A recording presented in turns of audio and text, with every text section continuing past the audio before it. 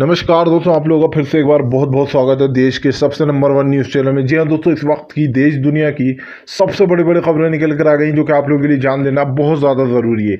एक एक कर सारी बड़ी और अहम खबरें जानेंगे। दरअसल आप लोग बता, सबसे पहली जो बड़ी खबर निकल कर आ रही है, चीन ने एक बार फिर को दी भारत को धमकी। जी हाँ, चीन ने दी है भारत को धमकी। कहा 1962 से भी बुरा युद्ध होगा अगर गोली चलाई गई। तो इसके बारे में विस्तार से बताएंगे। दूसरी जो बिग ब्रेकिंग निकल कर आ रही है, आप लोगों को बता दें, कोरोना संक्रमित की संख्या लगातार बढ़ती जा रही है। 4,35,000 पर पहुंचा यह आंकड़ा। इसके बारे में विस्तार से जानेंगे। तीसरी जो बिग ब्रेकिंग निकल आ रही है, पूर्व पीएम मनमोहन सिंह ने बोला पीएम पर अपना हमला। जी हां, कहा झूठ ना फैलाया जाए, अगर जमीन हड़पी है तो बताया जाए और अगर नहीं हड़पी है तो वो भी पीएम को बताना चाहिए, वरना देश के हालात बहुत बद से बदतर हो जाएंगे। इसके बारे में विस्तार से बात होगी। चौथी जो बिग ब्रेकिंग निकल कर आ रही है, एक बार फिर से महाराष्ट्र सरकार ने भी साधा चीन को लेकर पीएम पर अपना निशाना। कहा पीएम मोदी देश को बर्बाद करने की पूरी तैयारी में लग गए हैं। इसके बारे में विस्तार से बताएंगे। पांचवी जो बिग ब्रेकिंग निकल कर आ रही है, मणिपुर में कांग्रेस ने ठोका दावा। जी हां, बौखलाई बीजेपी। इसके बारे में भी विस्तार से बात होगी। सातवीं जो बिग ब्रेकिंग निकल कर आ रही है, राहुल गांधी ने भी बोला पीएम पर अपना हमला। कहा मनमोहन सिंह की बात माने वरना अच्छा नहीं होगा। खैर, इसके बारे में विस्तार से बात होगी। एक एक कर सारी बड़ी और अहम खबरें जानेंगे। आप लोगों को बता दें, वहीं पर कोरोना संक्रमित की जो संख्याएं हैं उस पर जो है बताया जा रहा है कि काबू पा लिया गया है। जो ये आंकड़े हैं कम होते जा रहे हैं, इसके बारे में भी आपको विस्तार से बताएंगे। खैर चलिए बढ़ते हैं सबसे पहली और बड़ी खबर की ओर। दरअसल आप लोग बताएं, सबसे पहली जो बड़ी खबर निकल कर आ रही है, संक्रमितों के जो आंकड़े हैं वो लगातार बढ़ते जा रहे हैं। जी हाँ, 4,35,000 पर यह आंकड़ा पहुंच चुका है, जिसको लेकर जो आम जनता है वो काफ़ी ज़्यादा परेशान है। कोरोना संक्रमित के जो लोग हैं वो मरे जा रहे हैं। मरने वालों की जो संख्या है वो 14,000 के आसपास पहुंच चुकी है। जी हाँ, आप लोगों को बता दें, 4,35,000 संक्रमित लोग पाए गए हैं, 14,000 लोगों की अब तक मौत हो चुकी है।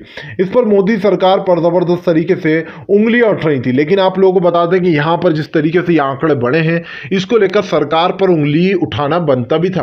भाई आखिर 3 से 4 महीने तक लॉकडाउन लगाया गया, जिसका कुछ फायदा तो देखने को मिला नहीं। ऊपर से जो लोग नहीं मरने वाले थे वो भी मर गए।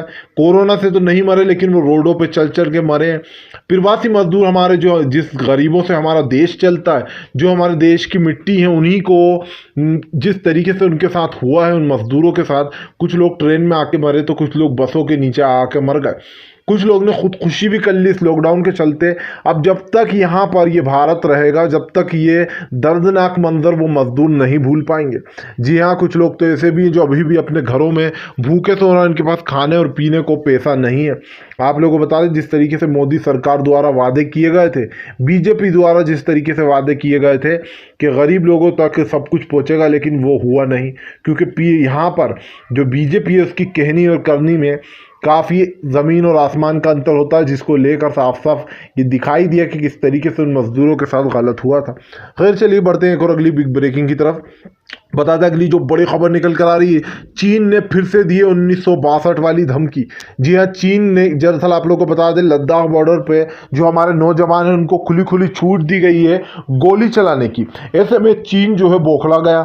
चीन ने जो है यहाँ पर इंडिया को दी है धमकी। चीन का कहना है कि अगर गोली चलाई गई तो 1962 से भी बुरे हालात हो जाएंगे। जी हाँ, आप लोगों को बता दें, 1962 से भी बुरे हालात बताया जा रहा है। चीन ने फेंक दी है धमकी। आप लोगों को बता दें, जिस तरीके से ज़मीन हड़पने की बात आ रही थी कि यहाँ पर ज़मीन पे कब्जा कर लिया गया है चीन की तरफ से, उसको लेकर साफ साफ जो यहाँ पर चीन के पे अब हमारे जो देश के नौजवान हैं, हमारे जो सैनिक हैं, उनको खुली छूट दे दी गई थी गोली चलाने की।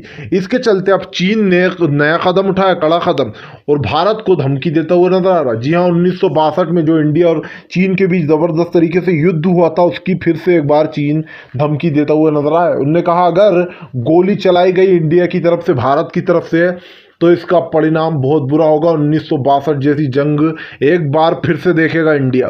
खैर चलिए बढ़ते हैं एक और अगली बिग ब्रेकिंग की तरफ।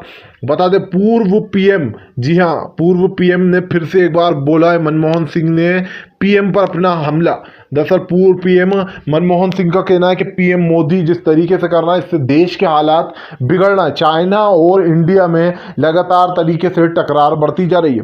दरअसल पूर्व पीएम मनमोहन सिंह का कहना है कि अगर उन लोगों ने जगह हड़पी है तो पीएम मोदी को खुलकर बताना चाहिए, क्योंकि इससे हमारे देश को बहुत ज़्यादा नुकसान हो रहा है। और अगर उन लोगों ने जगह नहीं हड़पी है तो फिर पीएम को खुलकर बताना चाहिए कि उन्होंने जगह नहीं हड़पी है। लेकिन अगर उन्होंने जगह नहीं हड़पी है तो फिर ये तानाशाही क्यों चल रही है? मनमोहन सिंह की बात में दम है, उनकी बात में एक पॉइंट है। एक तरफ पीएम मोदी के सबको पता है कि चीन ने जगह हड़प ली है और इस बात को बीजेपी छुपाने की साफ साफ कोशिश कर रही है। लेकिन अगर पूर्व पीएम मनमोहन सिंह ने कहा अगर ऐसा नहीं है, मान लो जगह नहीं घेरी है, तो फिर पीएम मोदी सबको बताते क्यों नहीं है? आखिर ये तानाशाही फिर क्यों हो रही है? अगर उन्होंने जगह घेरी नहीं है तो फिर तो कोई तानाशाही वाली बात ही नहीं है। इससे हमारे देश के हालात बिगड़ रहे हैं। चीन और इंडिया में जो हमला होगा उसको लेकर हमारे देश के 20 सैनिक पहले ही शहीद हो चुके हैं। और जिस तरीके से ये बड़े बड़े देशों में इस तरीके की धमकी दी जा रही है हमारे इंडिया देश को 1962 वाली, ये चीन की जो गंदी हरकत है इसका मुंह तोड़ जवाब देना चाहिए इंडिया को। आप लोगों को बता दें मनमोहन सिंह के इस बयान पर राहुल गांधी ने भी साधा पीएम पर अपना निशाना। कहा मनमोहन सिंह की बात मानना चाहिए पीएम मोदी को, अगर नहीं मानेंगे तो देश के हालात बद से बदतर होते जाएंगे। दरअसल आप लोग बता दें पूर्व अध्यक्ष कांग्रेस के अध्यक्ष राहुल गांधी ने भी साधा है निशाना। उनका कहना है कि मनमोहन सिंह की बात मानना चाहिए पीएम मोदी को। वो काफ़ी अच्छा सुझाव देना। इससे पहले भी राहुल गांधी ने कोरोना के लिए चेताया था। लेकिन आप लोगों को बता दें नशे में चूर बीजेपी जो है अपनी सत्ता में चूर राहुल गांधी की बात ना सुनते हुए उस बात को गोलमोल कर दिया था। लेकिन उसके हालात फिर क्या हुए ये आप सभी देख रहे हो। जिस तरीके से 4,35,000 पर ये आंकड़े पहुंच चुके हैं। अगर राहुल गांधी की बात मान ली होती बीजेपी ने, लेकिन यहाँ कर खुन्नस के चलते पीएम ने राहुल गांधी की बात नहीं मानी। राहुल गांधी ने यहाँ तक के चिट्ठी भी लिखी थी, उस चिट्ठी का भी कुछ जवाब नहीं दिया गया। खैर चलिए बढ़ते हैं एक और अगली बिग ब्रेकिंग की तरफ। बता दें मणिपुर में ठोक दिया है दावा कांग्रेस ने। जी हाँ, दरअसल आप लोग बता दें कांग्रेस की तरफ से ये दावा ठोका गया है जिसको लेकर बीजेपी के हालात गंभीर है। दरअसल आप लोगों को बता दें कि यहाँ पर कांग्रेस ने दावा ठोका है। जी हाँ, दरअसल आप एक लिस्ट बना ली गई है, सूची बना ली गई है। 4 अध्यक्षों ने, 4 लोगों ने, 4 एमएलओ ने यहाँ पर कांग्रेस के तरफ आ गए थे और बीजेपी को छोड़ दिया था। जी हाँ, अपना इस्तीफा दे दिया था। इसके चलते आप लोगों को बता दें जिन लोगों ने समर्थन दिया था, जिन 2 पार्टियों ने, उन्होंने भी अपना समर्थन वापस ले लिया। ऐसे में जिस दिन भी अब राज्यपाल फिरोल टेस्ट का आदेश देंगे उस दिन बुरी तरीके से बीजेपी की सरकार गिर जाएगी। लेकिन आप लोगों को बता दें मोदी और शाह की रातों की नींदें उड़ी हुई हैं। वो मणिपुर में किसी भी तरीके से अपनी सरकार बचाने के लिए कोशिश कर रहे हैं। बट आप लोगों को बता दें कि यहाँ पर बुरी तरीके से बीजेपी के ऊपर काले बादल मंडराने लगे हैं। जी हाँ, जिसके चलते मोदी और शाह की रातों की नींदें उड़ गई हैं। ऐसे में आप लोगों को बता दें फिर जिस दिन भी एक सूची बना ली गई है कांग्रेस की तरफ से कि यहाँ पर किस तरीके से उनको समर्थन मिल रहा है और किस तरीके से अब जो है कांग्रेस की सरकार बनेगी, इसको लेकर जो है जिस दिन भी राज्यपाल फ्लोर टेस्ट की बात करेंगे उस दिन जो है यहाँ पर बीजेपी की सरकार बुरी तरीके से धाराशायी हो जाएगी।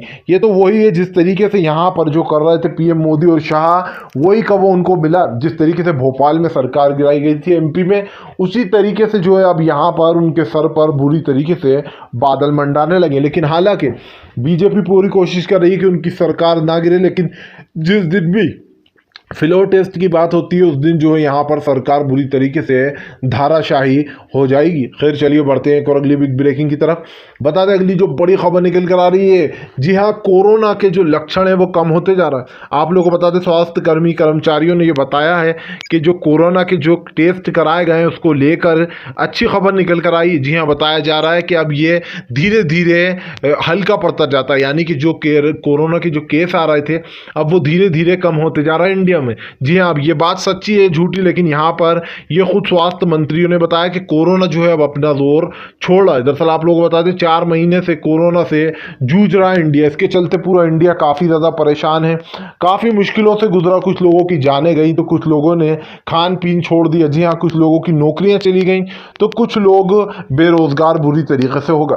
अब इसका बताया जा रहा है स्वास्थ्य कर्मचारियों की तरफ से कि यहाँ पर कोरोना के जो लक्षण हैं वो कम हो रहा है और हमारे देश से अब धीरे धीरे कर कर कोरोना गायब हो जाएगा। अगर ऐसा होता है तो अच्छी बात है, लेकिन ये सच है या झूठ ये तो सरकार ही जानती है। खैर चलिए बढ़ते हैं अगली बिग ब्रेकिंग की तरफ। बता दें अगली जो बड़ी खबर निकल कर आ रही है, जी हाँ, फिर से एक बार उद्धव ठाकरे ने बोला पीएम पर अपना हमला। कहा चीन के साथ व्यापार कर कर चीन का प्रोडक्ट बायकॉट करने की बात करती है मोदी सरकार। आप लोगों को बता दें दोस्तों, उद्धव ठाकरे ने मोदी सरकार पर साधा अपना निशाना। उनका कहना है कि एक तरफ तो पीएम मोदी कहते हैं कि सभी चाइना के सामान को बायकॉट करो, उसको यूज मत करो, वहीं दूसरी तरफ वो चीन के साथ 500 करोड़ के जो है यहाँ पर उनको ऑर्डर दिए जा रहा है, बिजनेस किए जा रहा है। दरअसल आप लोग बता दें सरकार की तरफ से चाइना के साथ एक तरफ तो दुश्मनी निभाई जा रही है, दूसरी तरफ चीन के साथ ही बिजनेस भी किया जा रहा है। जी हाँ, ये वही गोदी मीडिया है जो कि कहती है टिकटॉक को अनइंस्टॉल करो, चाइना के सामान को बायकॉट करो, और वही मोदी सरकार जो है चाइना के साथ इस तरीके से काम कर रही है। अब ऐसे में आप लोग समझते ही कि किस तरीके से यहाँ पर सरकार बोलती क्या है, करती क्या है। सरकार का किसी को कुछ भी समझ में नहीं आता, क्योंकि जो सरकार हमारी है वो बड़ी तानाशाही सरकार है, जो बोलती है वो करती नहीं है और जो करती है वो बोलती नहीं है। अगर आप भी पूर्व जो दिल से पीएम मोदी की सभी नीतियों का दिल से विरोध करते हो तो इस वीडियो को दिल से लाइक करके हमारे चैनल को सब्सक्राइब करो, और हम एक ऐसे निष्पक्ष पत्रकार हैं जो कि आप तक सिर्फ सच और सच पहुंचाते हैं। हमारे चैनल को ज़्यादा से ज़्यादा शेयर करो, इस वीडियो को शेयर करो, ताकि हमारे सभी भाइयों को असली और सच्ची न्यूज़ मिल पाए, क्योंकि हम जैसे निष्पक्ष पत्रकारों को